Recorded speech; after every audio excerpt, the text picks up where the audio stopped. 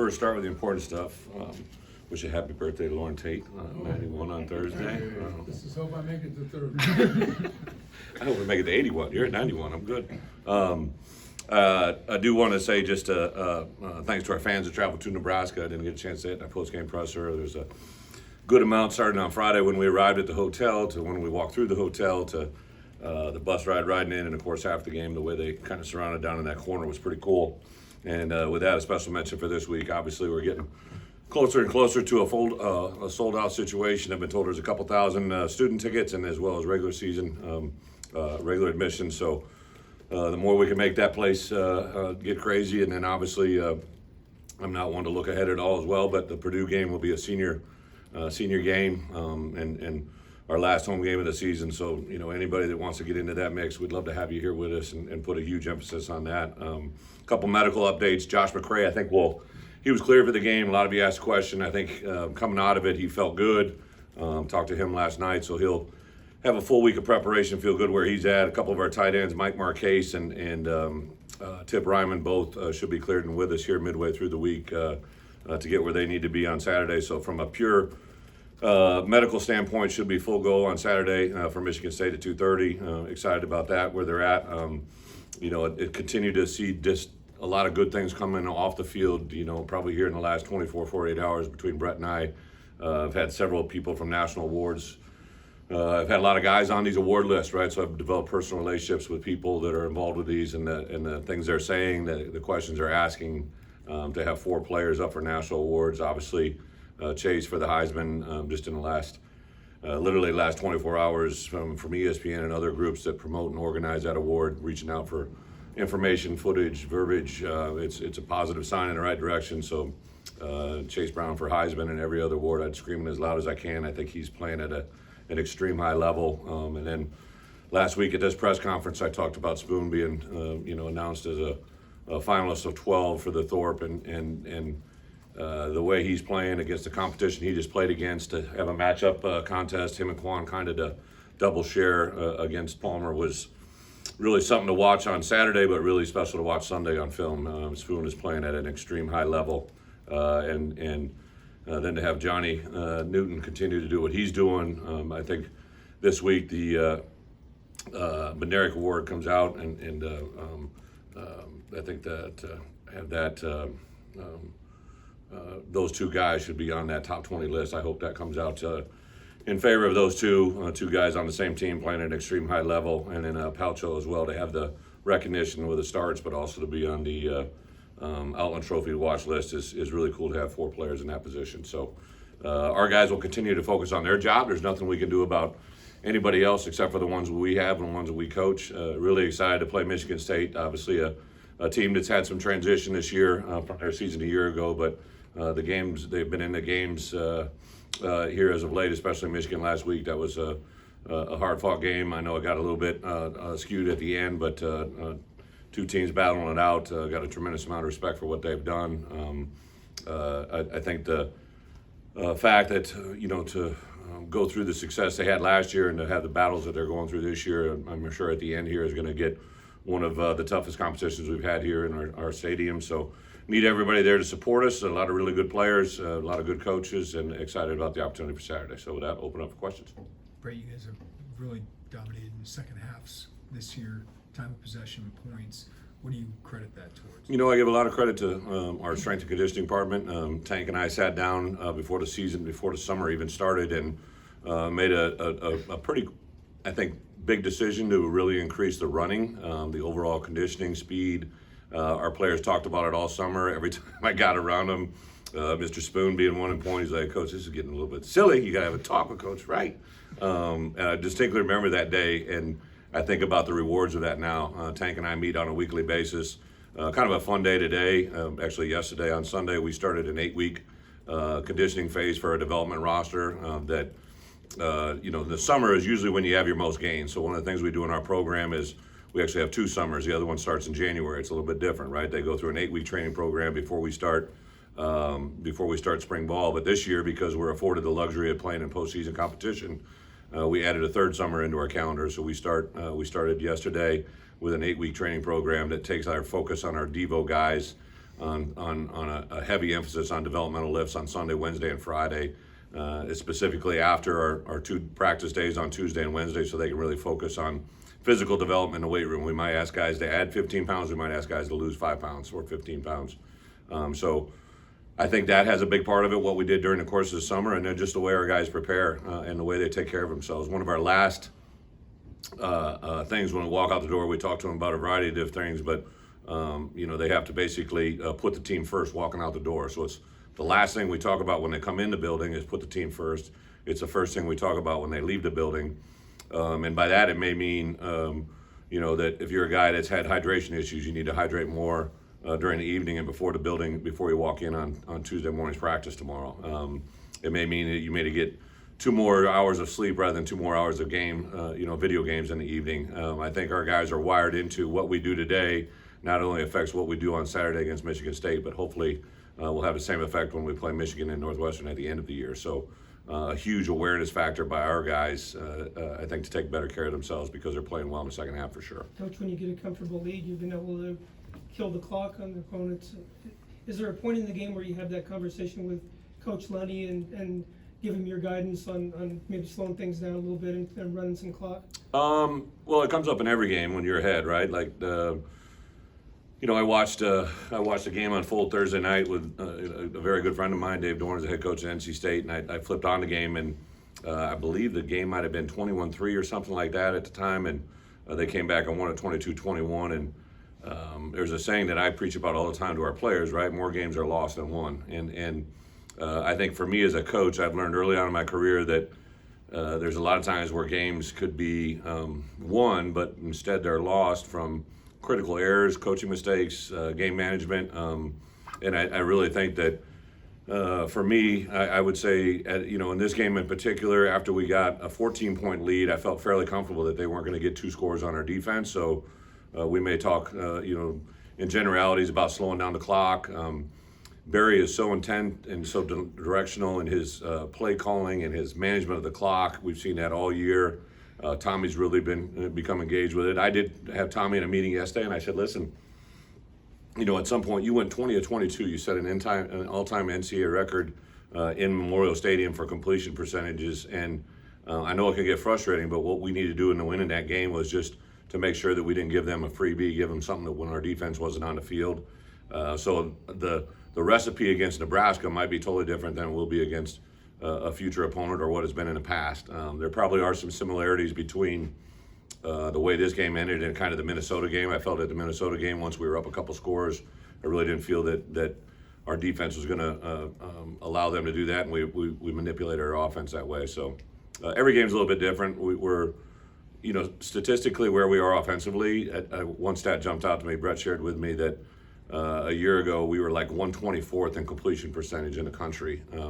This week we're number 1 in the country. I mean, that's 124 spots, right? Like, that doesn't just happen by chance. That's deliberate.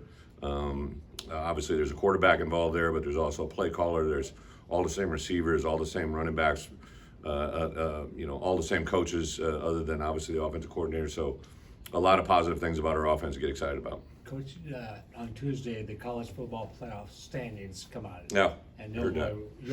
You'll probably be ranked for the first time here.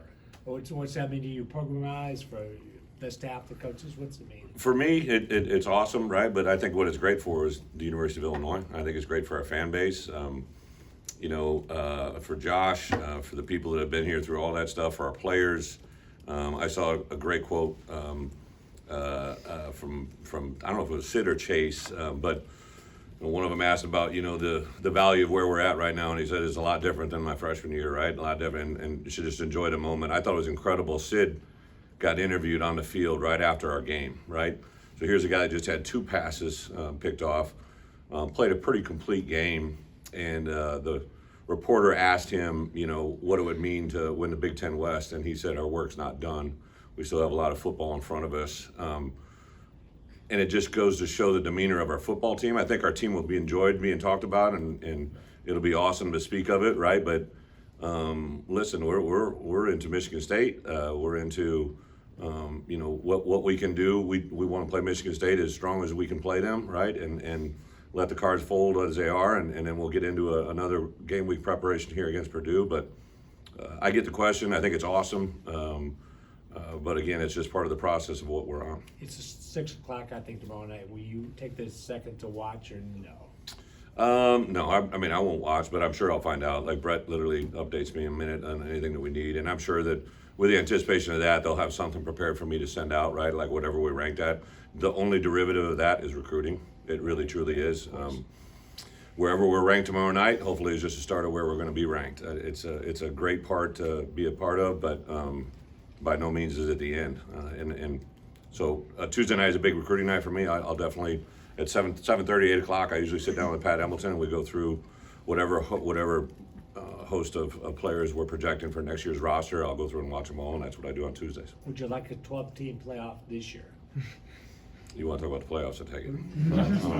I'm curious. I think anything that incorporates as many good teams to play in the college football playoffs is a good thing.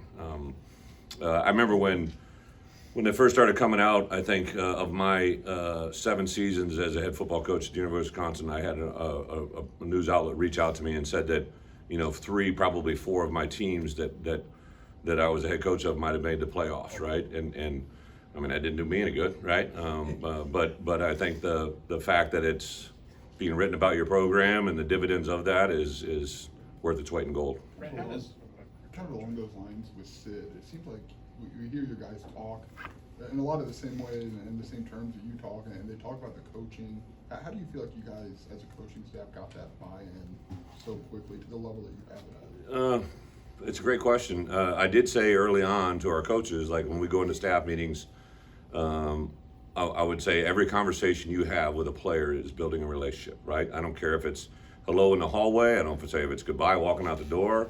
If it's a coaching point in the classroom, if it's a coaching point on the floor or on the practice field. If you're a defensive coach, if I'm Andy Boo and I say something to a guard that blocked one of my linebackers in a positive way, I don't ever want my coaches to coach the other side of the ball negatively, but they can coach all they want positive wise, right? Every conversation they have, you're building a relationship, and I've said that literally from day one. And for me, the greatest indicator of coaching is when not only do your players regurgitate what you say, but your opponents back up what you say, right? So I've made a habit the last 4 weeks of incorporating usually what a head coach says about who we're playing, right? They'll say this about us, or they'll say this about the way we play, and then it's even verified further by what they say on Sunday. So I might be odd in that regard, but Bret literally sends me the conversation or the media quotes from our players, coaches, and players to kind of help me build those things. And then I'm not kidding. I was sitting there Sunday night or Saturday night. We got back about 9:30 or so. I was able to put my girls down, sitting down. My wife loves to watch the Final Drive on the Big Ten Network, and to hear Sidney say that, I hadn't seen that, right? Like he looked like out of a movie, sitting there with the hair flowing and the headband, he literally took that. I couldn't have said it any better, and I don't think he was making it up. And then just the added verbiage on top of that, I saw where Ryan Walters said that when he first met him, he didn't know if he's a yoga instructor. Like, I thought that was just priceless. I think our people are having fun with one another. The interaction between our players and coaches is at a level that's unprecedented for me. Have you ever been in a situation as a head coach where there were off the field distractions, and how does a coach handle that to make sure it doesn't spill over to game day? Yeah, I don't know. I'm sure I have.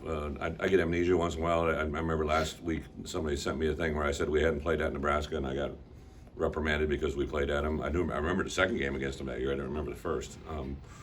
But I think when you're in these moments, we can learn from them, right? Like I literally was not oblivious to the fact of what started to get reported on Saturday night, and I knew it having a huge effect on my team. I know what Coach Tucker stands for, and a tremendous person, and we recruit against those guys. So just kind of a sit back and observe. I think we definitely, as a teaching moment, we go to Michigan in 2 weeks, right? So there's things that I'm filing away right now that I'll bring up that week when that moment comes. But I think we do try to coaches minimize what our outside voices are saying to our players, but the bottom line in today's world, you can't, right? Like I can say and control what's been preached to our players in the building, but what's being said to them outside of it, you got to learn for them. Like it's like literally, it sounds like a silly thing. I mentioned it earlier, but walking out the door, there's 4 things to do when they're walking out the door, right? And one of the the last one on walking out is manage the outside, right? So that means like all of those things that are coming at our players that I can't control, they have to handle and manage it, and they do a really good job. How do you know Isaiah will evaluate himself off of Saturday, where he did so many special things and a couple of things he probably doesn't ever want to do again? Isaiah Williams? Yes. Yeah.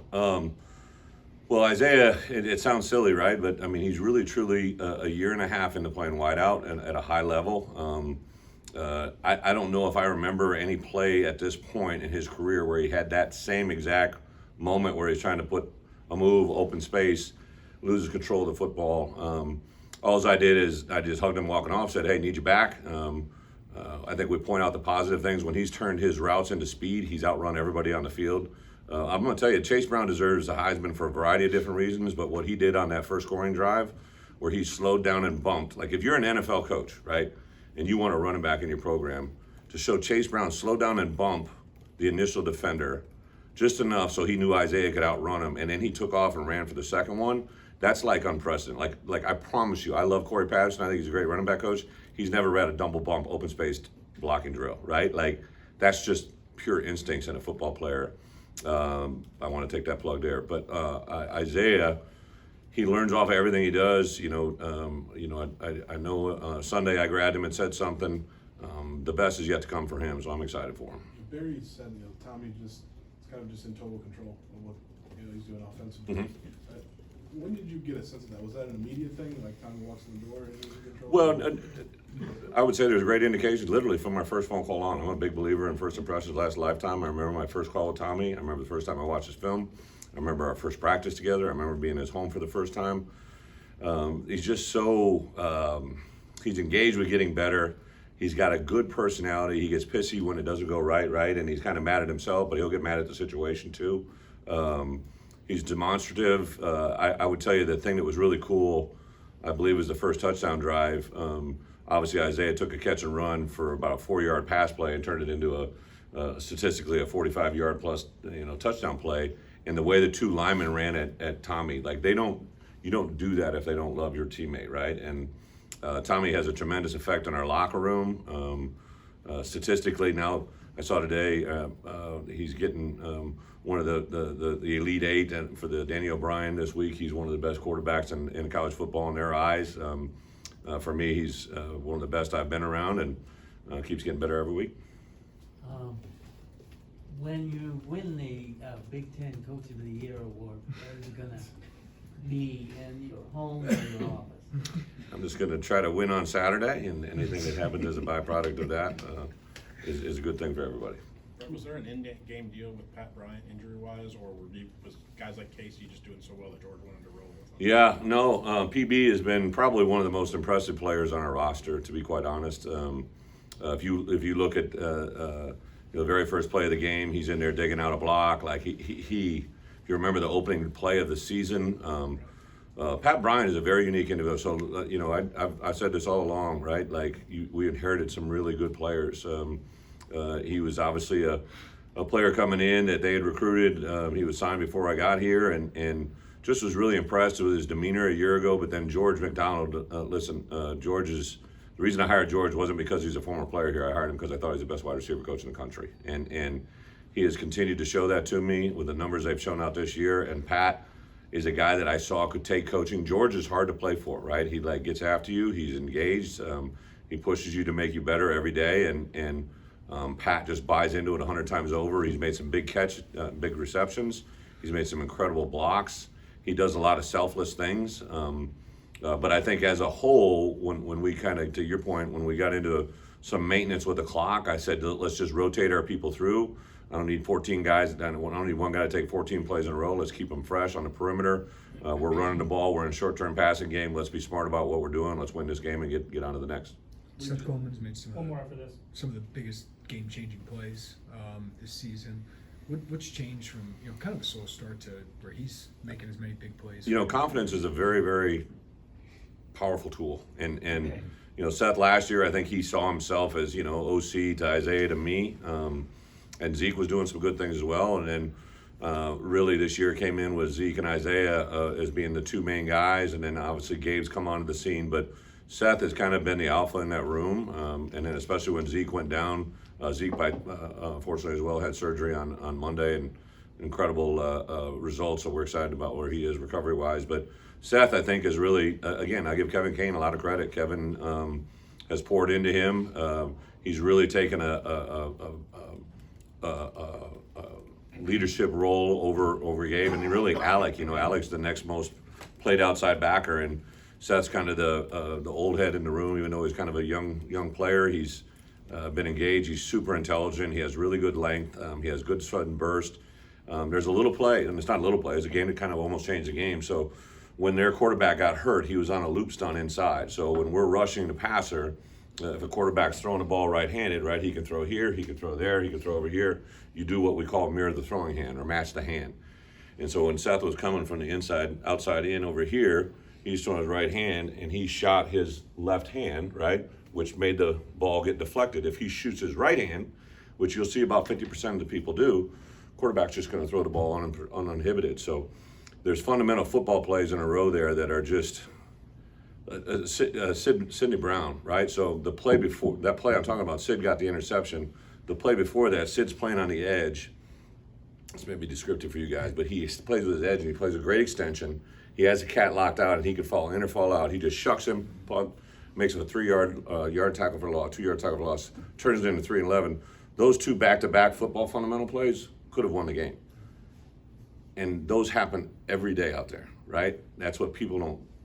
I don't know if everybody understands. Like, those games are won by fundamentals, and that's why we win games. Do you get to take the girls trick-or-treating, or I know you're kind of busy. We are trick-or-treating today at 4 o'clock in the Are you dressing Smith as Center. a Oh, college am I football dressing? coach? So this is a great question. So Sunday morning, my oldest slept till 7:30, which was rare. So she's laying in bed, and then she came to crawl in bed with me and Jen, and my youngest was still asleep. And so I said, "Hey, you excited for Halloween? You hear you're going to come to the office with Daddy?" And we just we did this last year where they come to every office, and she's like, "Yes." And my wife is a big Olivia Newton-John fan, so our daughters are dressed up as Olivia Newton-John, who I'm sure they have no idea who that is. Kind of surprised my wife did, because she's a little younger soul as well.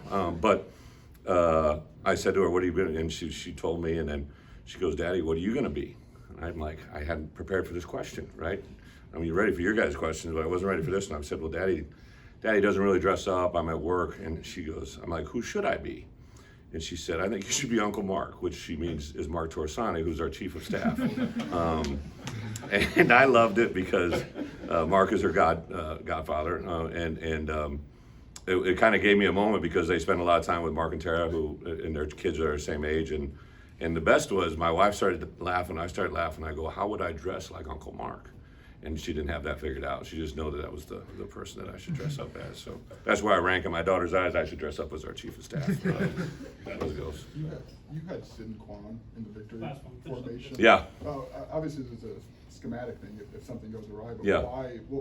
Where did that come from to kind of? That's a great question. So sometimes you see these byproducts of are great storylines for you guys that I have no intentions of writing for you, right? But I did make a point the week before in Minnesota. We had Isaiah back there. So if you remember our very first game against Wyoming, we were at the end of the game, and I just didn't think we were at this status a year ago. But one of the things I've always believed in is having our best player.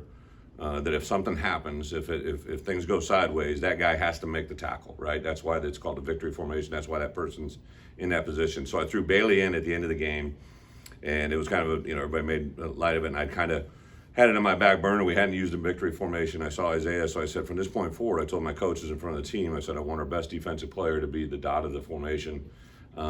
So we put Sid in there. Barry put Sid in there. He checked with me. I said, "Yeah, let's put Sid." Well, Quan took that as a diss against him. So I'm like, "Quan, you can go on the second play," right? And then literally right behind him, up comes Kendall Smith. He's like, I'm going. I'm like, "Bro, there's only 2 snaps." And I've been a head coach for a long time. I've never had that same thing. Usually whoever you assign to it, they just went out there. But it just, in a microcosm, it did 2 things. First, it put Sid and Chase Brown on the field at the same time, which had never happened, which I thought was really cool. I didn't have intention to do that.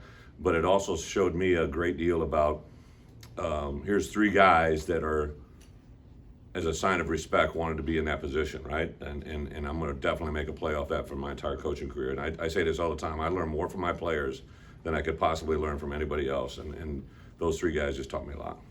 Thanks, guys. Yep. Good.